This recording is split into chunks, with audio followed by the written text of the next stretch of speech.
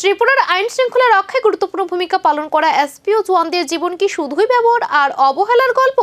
রাজ্যের প্রত্যন্ত গ্রাম থেকে শহর, থানা থেকে আউটপোস্ট, সবখানে পুলিশের পাশাপাশি কাঁধে কাঁধ মিলিয়ে কাজ করেন এই এসপিওরা। নির্বাচন, দাঙ্গা, পরিস্থিতি, রাতের টহল থেকে শুরু করে অপরাধ দমন, সব দায়িত্বে তাদের উপস্থিতি অপরিহার্য। কিন্তু প্রশ্ন উঠছে, যারা নিজের জীবন ঝুঁকির মধ্যে রেখে রাজ্যকে নিরাপত্তা দেন, তাদের ভবিষ্যৎ নিরাপদ কি? ত্রিপুরা রাজনৈতিক ইতিহাসে দীর্ঘ বাম শাসনকাল থেকে শুরু করে পরবর্তী সরকার সব আমলেই এসপিওদের অস্থায়ী কর্মী হিসেবে রাখা হয়েছে বলে অভিযোগ।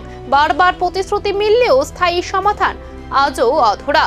অনেক সময় প্রশাসনিক বা ব্যক্তিগত কাজেও তাদের ব্যবহার করা হয় বলে অভিযোগ উঠছে, কিন্তু ন্যায্য সম্মান, বেতন কাঠামো কিংবা সামাজিক নিরাপত্তা নিয়ে প্রশ্ন থেকেই যাচ্ছে। নমস্কার, আমরা অল ত্রিপুরা এসপিও।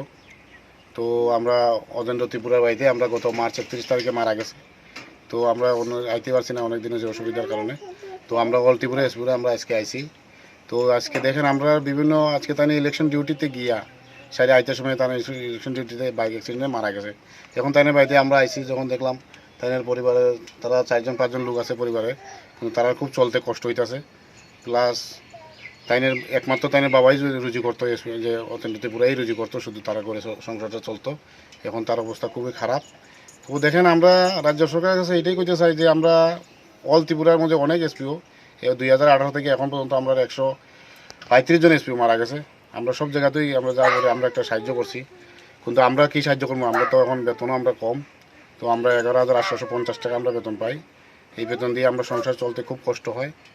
তখন দেখেন আমরা সব জায়গাতেই আমরা এসপিওরা মারা গেছে, কিন্তু আমরা এসপিওরা ফ্যামিলি কোনো কিছু সুযোগ সুবিধা পাইছে না। কিছুদিন আগে আমরা পুলিশ সুপারের কাছে আমরা একটা ডেপুটেশন দিছিলাম।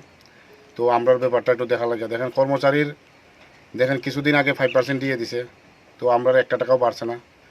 তো আমরা এখানে অনেক বঞ্চিত আছি আমরা এসপিওরা। তো রাজ্য সরকার চাই যাতে এই পরিবারটাও যাতে একটু দেখে, যাতে গোটা আমরা এসপিও 3776 জন আমরা আছি, যাতে আমরার প্রতিও কিছু দেখে। শুধু রেগুলার কর্মচারী শুধু দিয়ে দিলে, আমরা যে অনিয়মিত কর্মচারী যা আছি আমরা কোনো কিছু কিন্তু সুযোগ সুবিধা আমরা পাইতেছি না। তো আমরা ড্রেসটা পর্যন্ত আমরা নিজের টাকা দিয়ে কিনতে লাগে, জুতা।